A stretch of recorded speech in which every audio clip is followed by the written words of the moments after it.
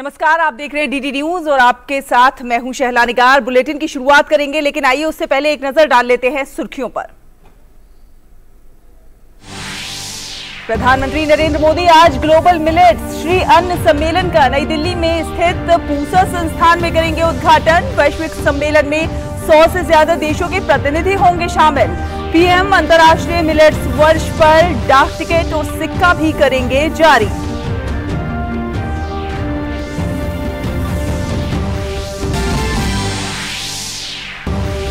प्रधानमंत्री नरेंद्र मोदी और बांग्लादेश की प्रधानमंत्री शेख हसीना आज वर्चुअल माध्यम से भारत बांग्लादेश मैत्री पाइपलाइन का करेंगे उद्घाटन। 377 करोड़ रुपए की लागत से बनी है भारत और बांग्लादेश के बीच पहली सीमा पार ऊर्जा पाइपलाइन। दोनों देशों के बीच ऊर्जा सहयोग को मिलेगा बढ़ावा।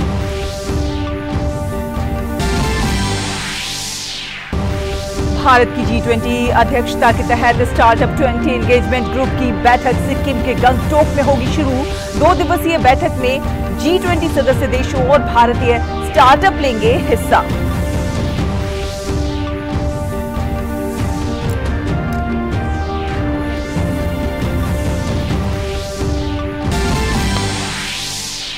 गृह एवं सहकारिता मंत्री अमित शाह आज से 2 दिवसीय गुजरात दौरे पर गांधीनगर में आयोजित 49वें डेयरी उद्योग सम्मेलन में लेंगे भाग। बड़ोदरा में महाराजा सयाजीराव विश्वविद्यालय के दीक्षांत समारोह में भी होंगे शामिल।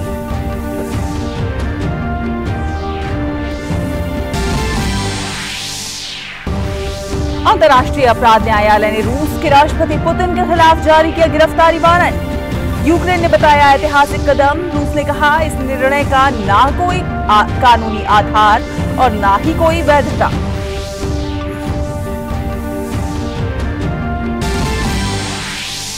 अमेरिका के पूर्व राष्ट्रपति डोनाल्ड ट्रंप 2024 के राष्ट्रपति चुनाव के लिए 25 मार्च को टेक्सास से प्रचार अभियान की करेंगे शुरुआत। फेसबुक और यूट्यूब से प्रतिबंध हटने के बाद दोनों मंचों पर हुए सक्रिय।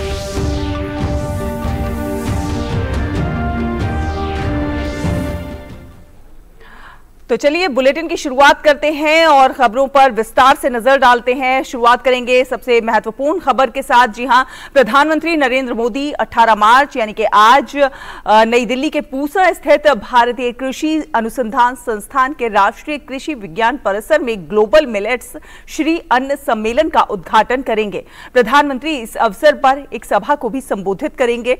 इस सम्मेलन में 100 से भी ज्यादा देशों के प्रतिनिधि शामिल होंगे। भारत के प्रस्ताव के आधार पर संयुक्त राष्ट्र महासभा द्वारा वर्ष 2023 को अंतर्राष्ट्रीय मिलेट्स वर्ष के रूप में घोषित किया गया था। इसके बाद देश भर में इस वर्ष को मोटे अनाज वर्ष के रूप में मनाया जा रहा है।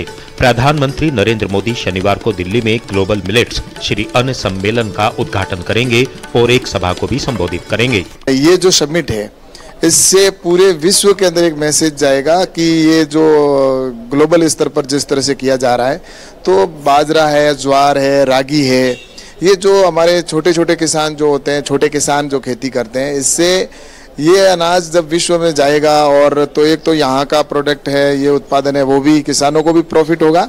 साथ ही जो कुपोषण की समस्या है या अन्य प्रकार से जिस तरह से विश्व में समस्या है, तो उसका समाधान है, तो वो ये जो श्री अन्न है उसको खाने से ही होगा। मोटे अनाज वर्ष को देश भर में एक उत्सव के रूप में मनाया जा रहा है और इसे एक जन आंदोलन बनाने और भारत को श्री अन्न के लिए वैश्विक हब के रूप में स्थापित करने के लिए केंद्र सरकार के सभी मंत्रालयों, विभागों, राज्यों, किसानों, स्टार्टअप, निर्यातकों, खुदरा व्यवसायियों और उपभोक्ताओं और जलवायु के लिए मिलेट श्री अन्न के लाभों के बारे में जागरूकता फैलाने और प्रचार करने के लिए लगाया गया है। भारत में ग्लोबल मिलेट्स सम्मेलन का आयोजन इस संदर्भ में एक महत्वपूर्ण कार्यक्रम है। जो भारत के मिलेट्स हैं, हमने जो एक ब्रांडिंग की है जिसका नाम श्री अन्न के नाम से निकल के आया है। श्री अन्न भारतीय मिलेट्स को जो है प्रोत्साहन मिलेगा और पूरे विश्व में जो हमारे अपने अनाज हैं उनका महत्व मिलेगा। हमारे किसानों को जो है इसका सीधा लाभ मिलेगा। 2 दिनों तक चलने वाले वैश्विक सम्मेलन में विभिन्न देशों के कृषि मंत्री, अंतर्राष्ट्रीय वैज्ञानिक, पोषण विशेषज्ञ, स्वास्थ्य विशेषज्ञ, स्टार्टअप, उद्योग के दिग्गज और अन्य हितधारक भाग लेंगे। अनुज यादव, डीडी न्यूज, दिल्ली। और इसी विषय पर और ज्यादा बातचीत करने के लिए हमारे साथ हमारे सहयोगी संवाददाता अनुज यादव जुड़ गए हैं। अनुज, स्वागत है आपका, सुप्रभात आपको। जब हम बात कर रहे हैं कि प्रधानमंत्री के आज के इस कार्यक्रम की, सम्मेलन की, तो बहुत महत्वपूर्ण हो जाता है ये सम्मेलन, क्योंकि अब हम मोटे अनाज को श्री अन्न कहते हैं और देखा जाए तो मोटे अनाज सेहत के लिहाज से बहुत ज्यादा फायदेमंद होते हैं। बहुत सारी ऐसी बीमारियां हैं जो जैसे डायबिटीज है और भी कई बड़ी बड़ी महत्वपूर्ण बीमारियां हैं जिनको इन मोटे अनाज को अगर कोई नियमित रूप से खा रहा है तो उन बीमारियों से बच सकता है बड़ी आसानी से, और इसके प्रति जागरूकता फैलाने के लिए ये तमाम प्रयास बहुत ज्यादा महत्वपूर्ण हो जाते हैं। देखिए शैला, सबसे बड़ी बात यही है और इसका मकसद भी यही था केंद्र सरकार के द्वारा, भारत सरकार के द्वारा मोटे अनाज को बढ़ावा देने का, ताकि लोगों को पोषण मिल सके और किसानों की जो समस्याएं रहती हैं बुआई के समय, कटाई के समय, या जो बदलता मौसम है, ऐसे में जो दूसरी फसलें हैं उनका नुकसान होता है। लेकिन मोटे अनाज, चाहे हम ज्वार की बात करें, बाजरे की बात करें, रागी की बात करें, ये ऐसी फसलें हैं जिन्हें सिंचाई की व्यवस्था की बहुत ज्यादा जरूरत नहीं होती, पानी की बहुत ज्यादा जरूरत नहीं होती, और दूसरी तरफ बात करें तो स्वास्थ्य के लिए काफी लाभदायक होती हैं। काफी पोषण मोटे अनाज से मिलता है।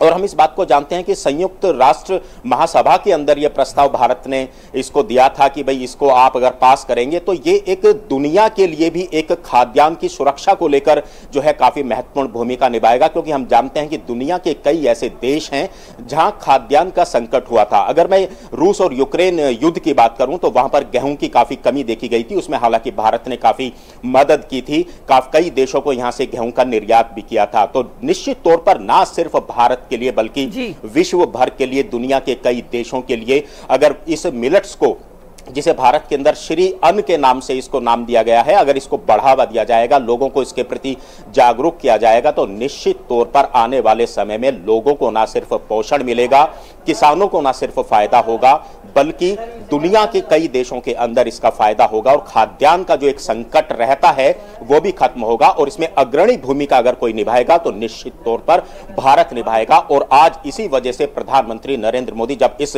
वैश्विक सम्मेलन का आज उद्घाटन करेंगे तो 100 से ज्यादा देश इसमें शामिल होंगे, 10 से ज्यादा देशों के कृषि मंत्री इसमें शामिल होंगे और काफी कई स्टेक होल्डर्स भी शामिल होंगे। शैला, बिल्कुल, और जिस तरह से हमने देखा है अनुज के प्रधानमंत्री नरेंद्र मोदी का हमेशा फोकस रहता है कि आखिरी पायदान पर जो लोग खड़े हैं उनको किस तरह से लाभ पहुंचाया जाए, और हमारे देश में बहुत बड़ी संख्या में छोटा किसान है जिनके पास छोटी छोटी जमीनें हैं और छोटे लेवल पर वो खेती किसानी करते हैं। ऐसे में वो मोटा अनाज उगाते हैं, लेकिन मोटे अनाज को बीते कुछ समय में हमने देखा उसको कहीं ना कहीं लोग नजरअंदाज करते थे कि भाई बाजरा है, बाजरे की रोटी हम क्या खाएं। लेकिन अब उस ट्रेंड को दोबारा लाया जा रहा है कि भाई बाजरा तो इतना पोषक है कि वो आपको डायबिटीज से बचा सकता है, रागी आपको इन बीमारियों से बचा सकती है। तो अगर आप ये खाएंगे, आप जब इसकी मांग बढ़ेगी तो छोटे किसान को जाहिर तौर पर लाभ होगा और उनके घर में खुशहाली आएगी। मेन मकसद यही है कि छोटा किसान वो किस तरह से आगे बढ़े और उसका परिवार जो है संपन्न हो। देखिए शैला, सबसे बड़ी बात यही है कि बदलते समय के साथ जो चुनौतियां पैदा हो रही हैं, पर्यावरण के समय में अगर हम बात करें, जो ग्लोबल वार्मिंग लगातार बढ़ती जा रही है, ऐसे में फसलों पर भी उसका काफी प्रभाव देखने को मिलता है। बेमौसम बरसात होती है, बेमौसम ओलावृष्टि होती है, आंधी तूफान आते हैं, ऐसे में किसान को काफी बड़ा नुकसान देखने को मिलता है। हालांकि फसल बीमा योजना जैसी कई योजनाएं चलाई गई हैं केंद्र सरकार के द्वारा, लेकिन इसका एक परमानेंट सॉल्यूशन निकाला जाए, स्थायी इसका समाधान निकाला जाए, इसकी तरफ प्रधानमंत्री नरेंद्र मोदी का लगातार फोकस रहा है। कृषि और किसान कल्याण को लेकर काफी योजनाएं बनाई गई हैं, लेकिन आने वाले समय में जैसे आपने भी कहा कि सबसे बड़ी मार अगर किसी पर पड़ती है तो वो छोटे किसान पर पड़ती है। अगर उसकी छोटी जोत है, छोटा उसका रकबा है जमीन का, और उसकी फसल अगर बर्बाद हो जाती है मौसम के कारण, तो निश्चित तौर पर उसको काफी नुकसान होता है और ऐसा किसान कर्ज के तले दब जाता है। ऐसे में ये जो फसलें हैं, मोटे अनाज की फसलें हैं, इस पर मौसम की मार भी बहुत ज्यादा नहीं पड़ती है, पानी की कम जरूरत पड़ती है। और ऐसे इलाके, चाहे मैं मध्य प्रदेश के कुछ इलाकों की बात करूं, राजस्थान की बात करूं, महाराष्ट्र के विदर्भ इलाकों की बात करूं, ये वो ऐसे इलाके हैं कुछ इलाकों के अंदर जहां साल भर में सिर्फ एक फसल पैदा होती है। अगर उस पर भी मौसम की मार पड़ जाए तो किसान निश्चित तौर पर बर्बादी के कगार पर चला जाता है। उसी समस्याओं से ऊपर निकालने के लिए प्रधानमंत्री नरेंद्र मोदी और केंद्र सरकार ने संयुक्त राष्ट्र महासभा के अंदर यह प्रस्ताव रखा था कि मोटे अनाज को बढ़ावा दिया जाए। हम जानते हैं साउथ अफ्रीका के कुछ देशों के अंदर भी मोटे अनाज की काफी उत्पादन वहां होता है। हालांकि आज पूरी दुनिया के अंदर भारत ही एक ऐसा देश है जहां सबसे ज्यादा मोटे अनाज का उत्पादन होता है और दूसरे देशों को निर्यात भी किया जाता है। लेकिन लोग इसकी तरफ आगे बढ़ें, किसान इसकी खेती को ज्यादा बढ़ावा दें और जो लोग हैं वो भी पोषण के हिसाब से मोटे अनाज को अपने आहार में शामिल करें। और देखिए, जब यहां का कोई भी व्यक्ति, नागरिक हैं चाहे दूसरे देशों के लोग हैं, जब मोटे अनाज को अपने वो व्यवहारिकता में लाएंगे, उसको खाएंगे, तो निश्चित तौर पर जो किसान जो है उसका उत्पादन भी बढ़ेगा, उसको उसका अच्छा वाजिब दाम भी मिलेगा और एक ऐसा माहौल बनेगा जहां इसकी डिमांड ज्यादा बढ़ेगी। और जब डिमांड ज्यादा बढ़ेगी तो निश्चित तौर पर सबसे ज्यादा फायदा किसानों को होगा और खासतौर से छोटे किसानों को। बिल्कुल, छोटे किसानों को फायदा होगा और कहीं ना कहीं लोगों की सेहत भी बेहतर होगी। तो कई महत्वपूर्ण बिंदु हैं इस सम्मेलन को लेकर, जिसके लिए प्रधानमंत्री नरेंद्र मोदी ये प्रयास कर रहे हैं कि मोटे अनाज को बढ़ावा मिले और इसीलिए इस वर्ष को international millet of the year मनाया जा रहा है।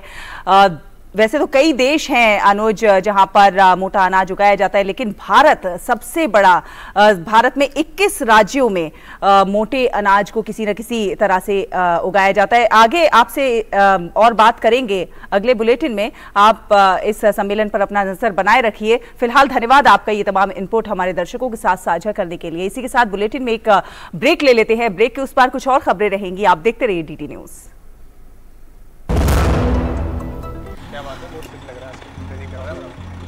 3 महीने में पैसे डबल। वाह, फास्ट और हाई रिटर्न्स भी। क्या स्कीम है? कल तो नहीं थी यहाँ। और कल होगा भी नहीं। तूने कभी 5 ओवर में डबल सेंचुरी मारी है? ऐसे स्कीम के बहकावे में आके हम धोखा खा सकते हैं। और RBI कहता है अपना पैसा सुरक्षित रखो और समझदारी से निवेश करो। अगर ज्यादा रिटर्न के पीछे भागोगे तो रिस्क भी उतना ही उठाओगे। और फास्ट रिटर्न से बच के, और फास्ट बॉलिंग से भी। RBI कहता है जानकार बनिए, सतर्क रहिए। अरे रामदयाल, तेरी उपज का क्या हुआ? अरे औने पौने दाम मिल रहे थे इसलिए नहीं बेची। और तुम्हारी उपज? मेरी उपज ये रही मेरे मोबाइल में, एकदम सुरक्षित। अरे ये तो कोई रसीद लगती है। कोई रसीद नहीं, डिजिटल रसीद है जो WDRA से पंजीकृत वेयरहाउस में उपज रखने से मिलती है। WDRA? WDRA भारत सरकार की एक संस्था है जो अच्छे और सुव्यवस्थित वेयरहाउसों को पंजीकृत करता है। अच्छा, अब तुझे इस रसीद का कमाल दिखाता हूँ, चला। देखा, इस रसीद पर बैंक से लोन हो गया। ये तो कमाल हो गया। कमाल तो अभी और भी है भैया। देखो, जब और जहाँ उपज के अच्छे दाम मिलेंगे, उपज बेच दूंगा और फिर बैंक का सारा लोन भी चुकता कर दूंगा। अरे वाह। मुन्नी, पापा आप मेरा नया बैग लाए? हाँ, ये रहा तुम्हारा नया बैग। और तुम्हारे लिए झुमके। WDRA का प्रयास, किसानों का आर्थिक विकास।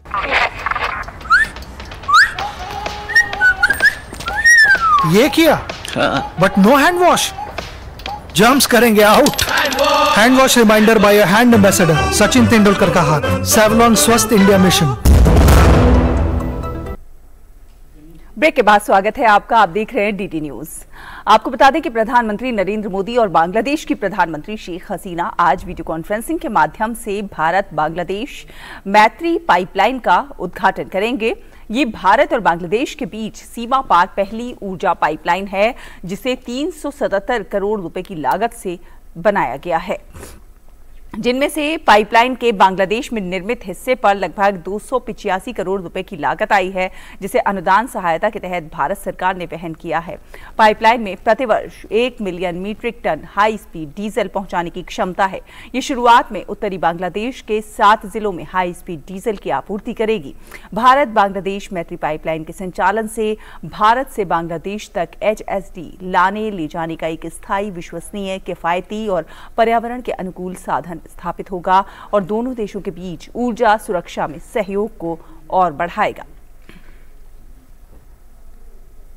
भारत की G20 की अध्यक्षता के तहत नवगठित स्टार्टअप 20 एंगेजमेंट ग्रुप की दूसरी बैठक आज से सिक्किम की राजधानी गंगटोक में शुरू होगी। 2 दिवसीय बैठक में G20 सदस्य और आमंत्रित देशों के प्रतिनिधियों, बहुपक्षीय संगठनों के प्रतिनिधियों तथा भारतीय स्टार्टअप इकोसिस्टम के हितधारक हिस्सा लेंगे। सिक्किम सभा 28 और 29 जनवरी 2023 को हैदराबाद में आयोजित पहली बैठक के दौरान सभी सहभागी प्रतिनिधियों की सहमति से अंतिम रूप से तय की गई विषय वस्तु को आगे बढ़ाएगी। स्थापना बैठक के दौरान 3 कार्यबलों यानी कि फाउंडेशन और गठबंधनों के उद्देश्य तथा विकास की प्रक्रियाओं, सभी प्रतिनिधियों के सुझावों को शामिल करने के लिए वित्त एवं समावेशन और स्थिरता पर सुधार के बारे में बात की गई।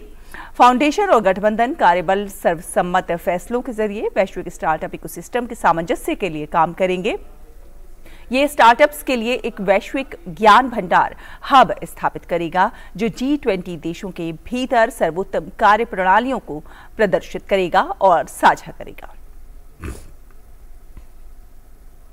और राष्ट्रपति द्रौपदी मुर्मू आज तमिलनाडु के दौरे पर रहेंगी। राष्ट्रपति मुर्मू आज दोपहर में तिरुवनंतपुरम से वायुसेना के हेलीकॉप्टर से कन्याकुमारी पहुंचेंगी। वो आज तिरुवल्लुर में प्रतिष्ठित विवेकानंद रॉक और विवेकानंद केंद्र का दौरा करेंगी। कन्याकुमारी में इन जगहों का दौरा करने के बाद वो हेलीकॉप्टर से वापस तिरुवनंतपुरम के लिए रवाना होंगी। यात्रा के लिए सुरक्षा के व्यापक और कड़े इंतजाम किए गए हैं। और केंद्रीय गृह एवं सहकारिता मंत्री अमित शाह आज से 2 दिन के गुजरात के दौरे पर रहेंगे। गृह मंत्री आज भारतीय डेयरी संघ की ओर से गांधीनगर में आयोजित 49वें डेयरी उद्योग सम्मेलन में भाग लेंगे। इसके अलावा वो जिला विकास समन्वय और निगरानी समिति दिशा की बैठक में शामिल होंगे। वहीं गांधीनगर सिविल अस्पताल में मुफ्त भोजन अभियान की शुरुआत भी करेंगे। साथ ही साथ वो वडोदरा में महाराजा सयाजीराव विश्वविद्यालय के दीक्षांत समारोह में शामिल होंगे। उसके पहले नारदीपुर तालाब का उद्घाटन करने के अलावा वासन तालाब और कलोल के विभिन्न विकास कार्यों को शिलान्यास और उद्घाटन भी करेंगे। गृह मंत्री अमित शाह गुजरात दौरे के दूसरे दिन यानी कि कल जूनागढ़ में APMC किसान भवन का उद्घाटन करेंगे और जूनागढ़ जिला बैंक के मुख्यालय का शिलान्यास भी करेंगे। साथ ही साथ सोमनाथ मंदिर में पूजा अर्चना करने के अलावा सोमनाथ ट्रस्ट के मोबाइल ऐप का शुभारंभ करेंगे। कल शाम वो गुजरात केंद्रीय विश्वविद्यालय के दीक्षांत समारोह में शामिल होंगे।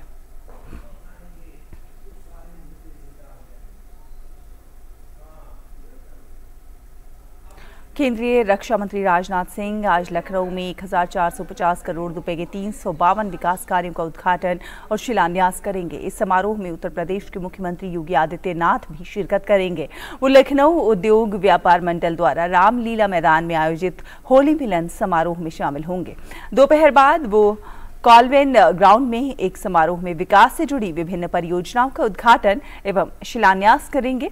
इसमें राज्य भूजल सूचना विज्ञान केंद्र और भूजल भवन का उद्घाटन भारतीय सूचना प्रौद्योगिकी संस्थान लखनऊ, PM आवास योजना के तहत वसंत कुंज योजना में 2256 आवास, PM आवास योजना के तहत शारदा नगर विस्तार योजना में 2256 आवास, बख्शी का तालाब में सरकारी पॉलिटेक्निक और अन्य परियोजनाएं शामिल हैं। रक्षा मंत्री PM आवास योजना के तहत वसंत कुंज योजना में 4512 आवासों, ग्रीन कॉरिडोर के तहत गौघाट पर पुल और बटलर पैलेस झील के सौंदर्यीकरण सहित अन्य परियोजनाओं का शिलान्यास करेंगे। राजनाथ सिंह गोमती नगर के एक निजी अस्पताल का दौरा भी करेंगे। रविवार को वो गोमती नगर स्थित इंदिरा गांधी प्रतिष्ठान में एक पुस्तक विमोचन समारोह में शामिल होंगे।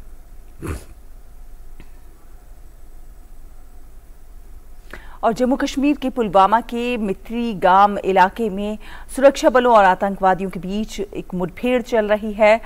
कश्मीर पुलिस के अनुसार पुलिस और सुरक्षा बलों का संयुक्त रूप से आतंकवादियों के खिलाफ ऑपरेशन चल रहा है। 2 आतंकियों के छिपे होने की आशंका जताई जा रही है। इससे पहले पुलवामा में कश्मीरी पंडित संजय शर्मा की हत्या करने वाले आतंकवादी को सुरक्षा बलों ने 48 घंटे के अंदर मार गिराया था। मारे गए आतंकवादी की पहचान अकीब मुश्ताक भट्ट के रूप में हुई थी। अकीब मुश्ताक भट्ट आतंकी संगठन हिजबुल मुजाहिदीन और द रेजिडेंट फ्रंट TRF के लिए काम कर रहा था। खबरें अभी और भी हैं, लेकिन वक्त एक और छोटे से ब्रेक का हुआ है। जल्द हाजिर होंगे, आप देखते रहिए DT न्यूज।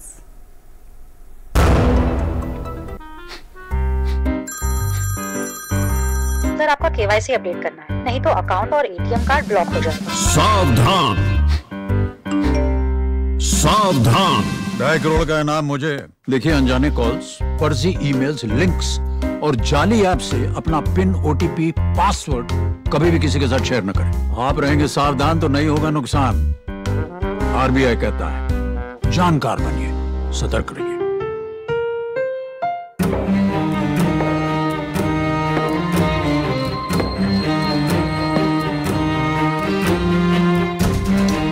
कब तक आप ऐसे फ्यूचर का टेंशन लेकर चलते रहेंगे? LIC के न्यू पेंशन प्लस के साथ अपनी पेंशन का प्लान बनाइए, क्योंकि ये प्लान आपके फ्यूचर के लिए मार्केट लिंक्ड वेल्थ क्रिएट करता है। और तो और इस प्लान में गारंटीड एडिशंस के साथ पेंशन पाने के कई ऑप्शंस भी हैं, so that you grow young and tension free. LIC, हर पल आपके साथ। ब्रेक के बाद स्वागत है आपका। आप देख रहे हैं DT न्यूज। आपको बता दें कि 1 फरवरी को पेश किए गए अमृतकाल के बजट में हरित विकास की गति को तेज करने से जुड़े फैसलों का प्रावधान किया गया है। पीएम मोदी ने 23 फरवरी को हरित विकास पर बजट उपरांत वेबिनार को संबोधित करते हुए कहा कि ये बजट वैश्विक हरित ऊर्जा बाजार में भारत को एक अगुवा के रूप में स्थापित करने में बेहद महत्वपूर्ण भूमिका निभाएगा।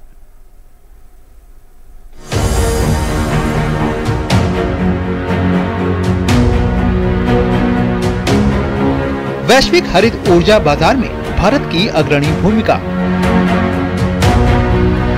मौजूदा सरकार का जोर वर्तमान चुनौतियों का समाधान खोजने के साथ साथ नए युग के सुधारों को आगे बढ़ाने का है।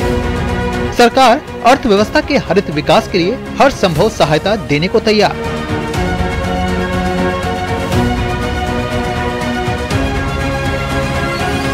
हमारी सरकार जिस तरह बायोफ्यूल्स पर जोर दे रही है, वो सभी इन्वेस्टर्स के लिए बहुत बड़ी अपॉर्चुनिटी लेकर आया है।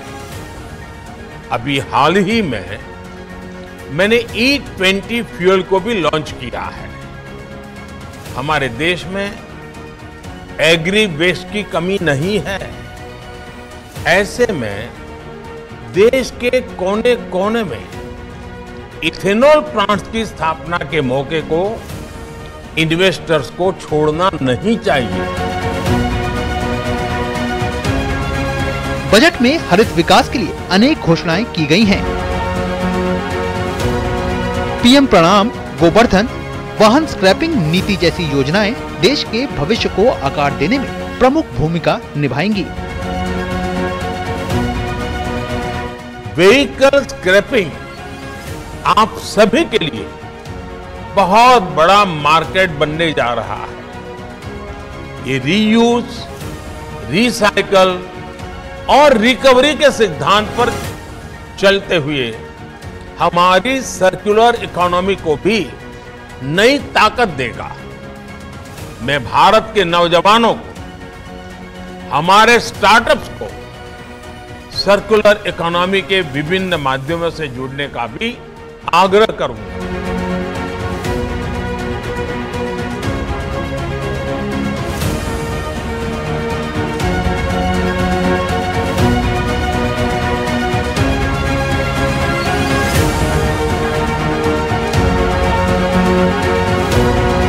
हरित विकास के क्षेत्र से जुड़े भागीदारों ने बजट को विकास के लिए बताया महत्वपूर्ण।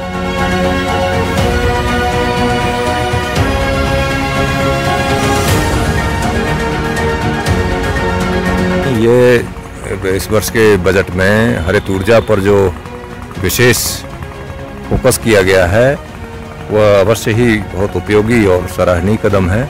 ऊर्जा किसी भी देश के आर्थिक विकास में सहायक होती है और भारत जैसे देश के लिए अगर हम इसको ग्रीन एनर्जी को तैयार कर लेंगे तो इसके रोजगार की अपार संभावना है। ये जो प्रधानमंत्री जी ने अमृतकाल में हरित ऊर्जा के विषय में जो बजट प्रस्तावित दिया है बजट देश को, तो इसमें जो हमारे देश में जो गन्ने की खेती जैसे है उससे एथेनॉल बना करके और उसको गाड़ियों में पेट्रोल के रूप में यूज करके और हाइड्रोजन एनर्जी के रूप में यूज करके जिस तरीके से बहुत सारे उसको बढ़ावा मिलेगा, रोजगार उत्पन्न होंगे। उस भारत जो इंपोर्ट करता है क्रूड और उसमें काफी फॉरेन एक्सचेंज भारत का खर्चा हो जाता है और इस क्रूड में 10% हम लोग इथेनॉल का इस्तेमाल कर रहे हैं और उससे अभी हम 20% तक लेके जाएंगे और इसके लिए 2025-26 का टारगेट रखा है।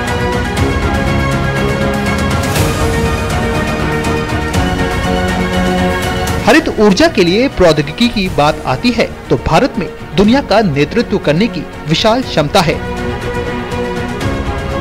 बजट हरित रोजगार पैदा करने के अलावा वैश्विक कल्याण को आगे बढ़ाने वाला साबित होगा।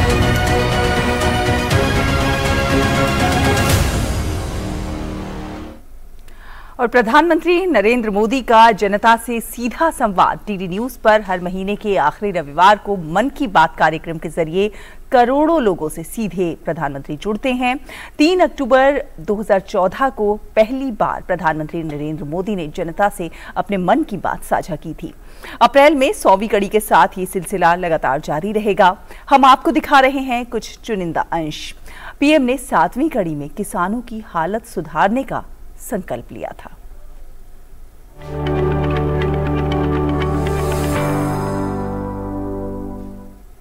मेरे किसान भाइयों बहनों, मैं आपको विश्वास दिलाता हूं कि आपने जितनी बातें उठाई है, जितने सवाल पूछे हैं, जितने भिन्न भिन्न पहलुओं पर आपने बातें की है, मैं उन सब के विषय में पूरी सरकार में जागरूकता लाऊंगा, संवेदना लाऊंगा। मेरा गांव, मेरा गरीब, मेरा किसान भाई ऐसी स्थिति में उसको रहने के लिए मजबूर नहीं किया जा सकता।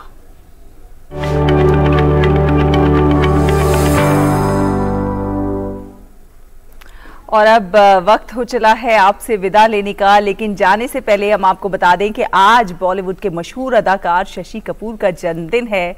160 से अधिक फिल्मों में उन्होंने काम किया। शशि कपूर ने अपने 5 दशक से भी लंबे करियर में कई हिट और यादगार फिल्में दी हैं।